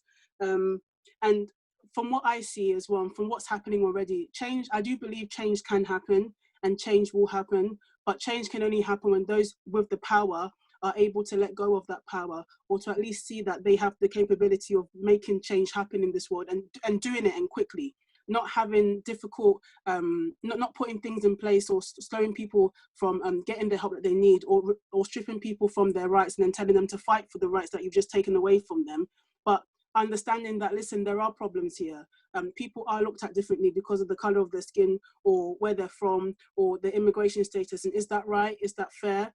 And at the end of the day, it's recognizing again that this can happen to anyone. It's really just putting yourself in their shoes and seeing that it shouldn't be an isolated incident. We shouldn't look at someone and be like, oh, because they don't look like me, it doesn't matter. It does. And compassion, I think, is something that we all need to learn more about. It's something that we need to practice more. It's something that we need to practice in our daily lives. And again, I go back to the fact that it's true, it's great that the laws will change, but if the hearts of the people aren't yearning to see other people succeed and flourish, then laws are only there to make us feel better. Our hearts will still be, have the hatred towards other people, which shouldn't be the case. So I thank Ada for saying what she said as well. And I really do hope that there is a change and more conversation, more genuine conversation about this kind of topic, because it needs to be said. And I am hopeful for change. I hope that it does happen faster than it is now, and that people are able to recognize that there are people who are working really hard in this country, who are doing the best that they can, but they're living in fear. And fear is a shackle in itself, and it shouldn't be the case. So yeah, thank you all. Thank you. Thank you, Tina. I think now's probably a good time to start bringing the discussion to a close. So what we normally do is go back to the panel at this point for final thoughts. And we generally do that in reverse order to the order that people spoke in. So that will be Kate, and then Pat, and then TUP, and then funnel.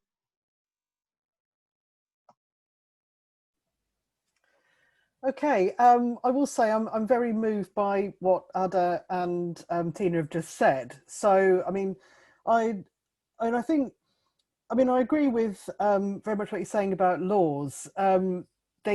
It's fine if laws are on paper, but they have to have meaning. They have to have some kind of movement behind them, and also very much they also have to be within the institutions a feeling of compassion and treating people fairly.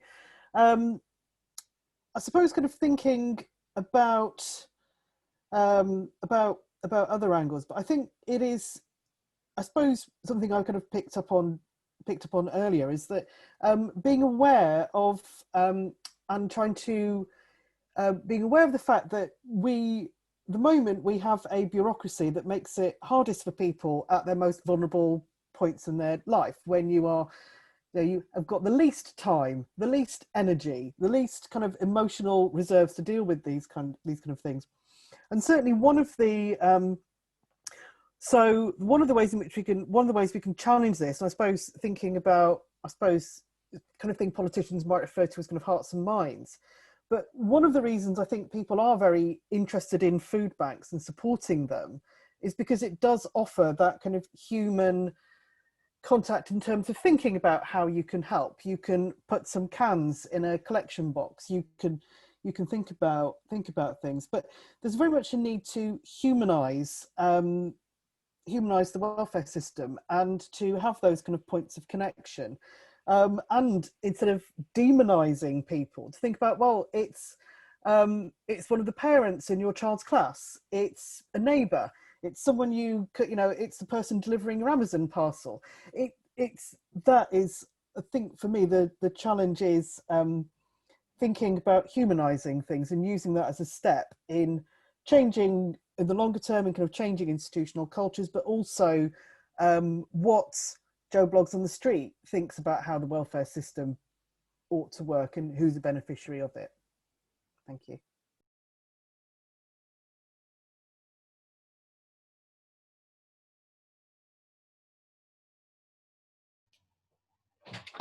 I just unmuted myself. I agree with all of that. I mean, it has been very moving listening to the contributions, particularly Ada and Tina. And I can't help feeling depressed. It just reinforces my feeling that we're dealing with a government that is exceptionally lacking compassion or real desire to do anything about any of these things.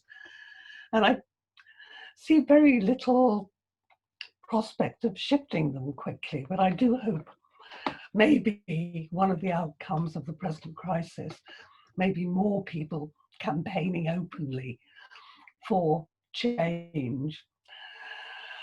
And as Kate said, many people are, I mean, there is quite a lot of compassion in society, and many people are showing that by their contributions to food banks and other kinds of activities. I mean, there's a huge amount of voluntary action. But the trouble with this is that it lets the government off the hook. And because it actually makes things just about bearable for many people, the government can go on just pretending it doesn't matter, and they can be as oppressive and dismissive as they like of people's very real mental, physical, all kinds of problems. And that causes a real tension that many people in the voluntary sector feel, but they can hardly stop helping people who are starving because they won't affect because the government won't listen. So, well, it has been very interesting listening to people. I don't think history has got very much to contribute to this debate, because I do think we are in a particularly serious crisis that I don't think history shows us any way out of. And I wish I felt more hopeful that we would come out of it soon, but well, let's hope for the best. Thank you.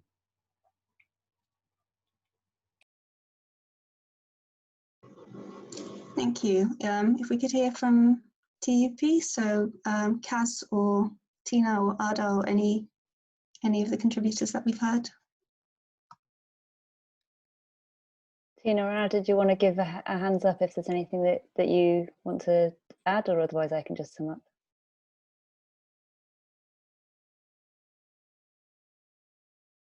Well, both Tina and Ada have more to add, so I'm going to leave it to them. Thank you. No, just to say, this kind of platform and what's happening here in terms of this conversation that we're having, and just opening ourselves to issues that might not affect us personally, but at least we're able to see that other people are hurting in ways that maybe we don't, or you don't, or will never have to go through in itself is amazing. And it just shows that you don't have to necessarily go through something in order to have the compassion or the empathy to see that something is wrong. And so I just encourage this kind of thing to continue. And I hope that this kind of thing expands, that people from all walks of life are able to speak about these kind of things, share their experiences, and just challenge their own thinking. I think it's interesting how we can have a set idea of how we think, and if it's not challenged, it can become truth. But as soon as something begins to get challenged and you start to wonder and think, okay, why do I think like this? Why do I think like this about certain people or certain things or certain policies? And you recognize that there is really no foundation under what you're believing or the ideas that you have. Suddenly it starts to open conversation. So I really hope that this and many other opportunities like this will happen, so that people are able to really think and reason with each other, so that we can actually progress in our feelings and our interactions with people as well. I really do see the power in this as well. So I thank you for this and for allowing this to take place. That's it.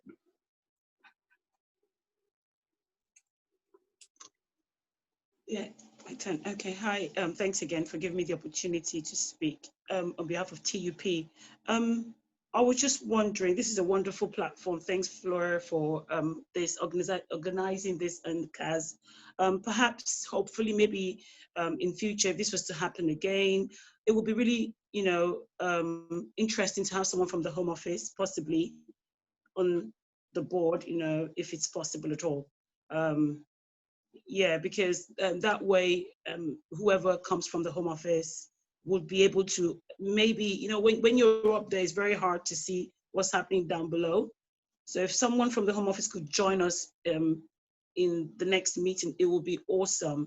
So at least he or she can take it back and hopefully feed back to the system or however it works there, and you know, go from there. And also, to, on a final note, just to say that I'm not sure if we're all aware about the 10-year leave to remain route, parent route, that has all these conditions attached to it, and you know, where you have to keep renewing. They keep giving you 2.5, and you keep renewing until you've clocked up 10 years, and then you eventually get the golden ticket of settling in the United Kingdom.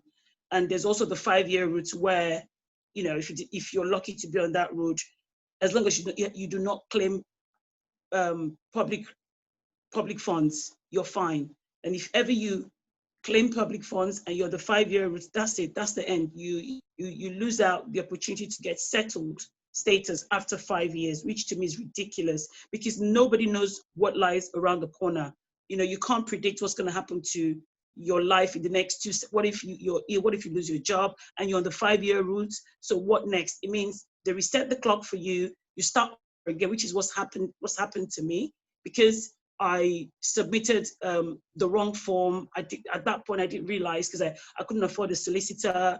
Haven't been in the country for 20 years. Before then, I'd been in the country since 2001. This happened in 2015. They had to reset the clock for me. So basically, I lost the opportunity to get settled after 10 years. Now I'm starting afresh, which I find very, very frustrating. And I feel cheated. You know, on top of that, my son was born in Ireland, is Irish, he's EU. You know, that doesn't factor in. So all of those unfair policies would be nice to hear from someone from the Home Office, you know, as well as the historians as well, because that way we can look back at the way it was, like Patricia said, about the 70s, when there was, before Margaret Thatcher came on, there was an employment, you know, it continued to grow, but people were given very decent benefits. And now we're going to the same phase again. There's a lot of unemployment happening. People are losing their jobs left and right. So a lot of people are going to fall back on universal credit, but universal credit is obviously crap. It's almost like giving people crumbs now, so to speak. You know, a family of 3 on £1,400, your rent is £800, £900. Well, you're still, yeah, you're grateful for it, but you're still going to struggle all the time. Waking up every day to that struggling state of mind is unhealthy. Waking up every day having to figure out, so, okay, I'll pay this, I'll pay that, I'll do this. Okay, so what's left? You're doing that constantly. That's no way to live. And these people have had jobs. They've held down jobs before. We've paid taxes. We've paid through an NI. I just think it's very unfair. You know, it's completely unfair. And the MPs up there get huge benefits, get huge salaries. For what? For doing what? Really? Sit up there and make a bunch of decisions because they've been to Eton. That's all it is. That's what we're paying for, really and truly. So, yeah, hopefully, if you're able to invite someone from the Home Office, just so they can see what, they can gauge the public mood, people who are really affected, and hopefully maybe they can take it back and have a meeting or whatever and consider this policy. It would help. And like I said earlier, it's good to go to churches. You know, church is a very great meeting point, as well as the schools. Like Tina said, try to educate the young ones to whom their parents may not even know that they have this opportunity to get a change of conditions, you know, done to their status. So yes, there's another huge opportunity that I understand would really help to reach out to people. And if there's anything I can do outside of TUP, I'm on board. Thank you. Thank you, Erda. We'll just go to the funnel now for final thoughts.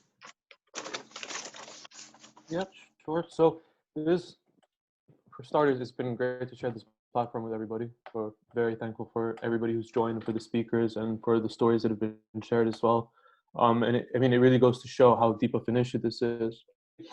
One thing that I kind of noticed as we were reaching the end of the discussion is that a lot of our discussion was focusing around the social factors that contribute to food insecurity.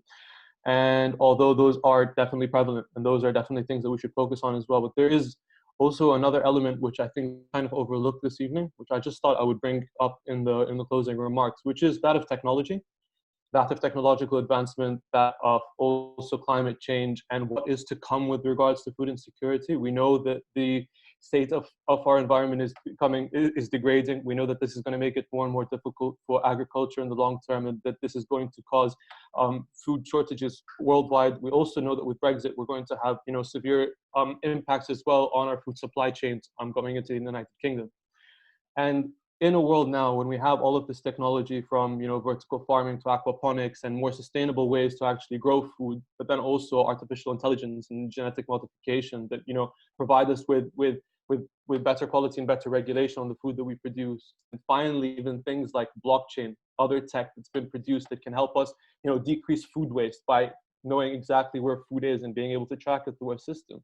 These are all changes which on the government's list of priorities at the moment, if you go and check the government website, there's red, amber, and then green. And the majority of these priorities fall within red and amber, which means that as a country, we're not currently prioritizing advancements in agriculture or advancements in food security from the technological side, which is this whole other aspect which we need to consider as well, which is that this is good for the economy. This will mean that we will get cheaper food. This will mean that we will protect the environment. This will mean that more people will have cheaper access to food. So why is this not happening? Why are we not taking these moves? Why are we not trusting the science? And this is something that comes up again and again and again when we look at government and the way that they act. We need to also push for that side of things. And I just thought that would be another kind of element to this entire argument and this conversation that should be brought up as well. Thank you very much, Kareem. I think what we're definitely getting from this is that there's a lot of scope for a follow-up event and to continue all of these very rich conversations. Just before we close, I'd just like to plug our next event, which will be in the new year on the 12th of January. And if I may, I'd like to call on my colleague Fee to introduce that.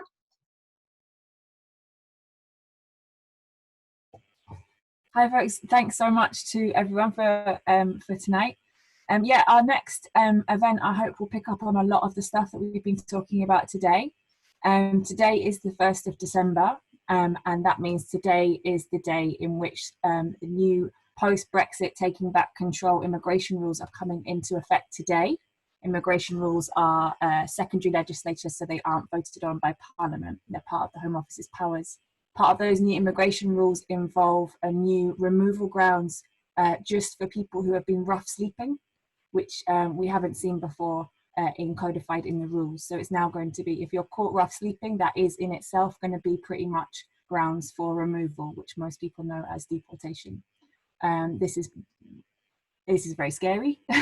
There's lots of groups already mobilizing around this.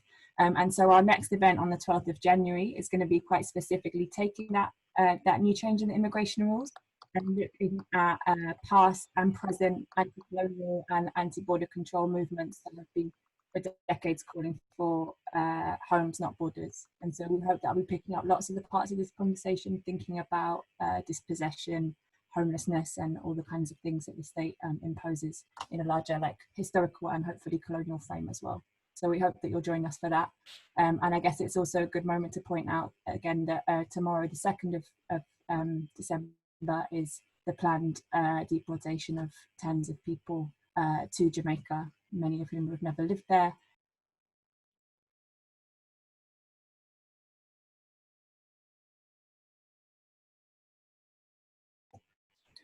So we hope you'll join us for that event, and a big thank you from everyone at History Acts for today, and for Flora for chairing. Thank you, Fee, and thanks so much to all our speakers and to everyone who's still here in the Zoom room with us and stuck it out to the bitter end. We're so grateful for all your contributions, and we hope to see you in the new year. Thank you very much, everyone. Yeah, thanks, everyone. Thank you.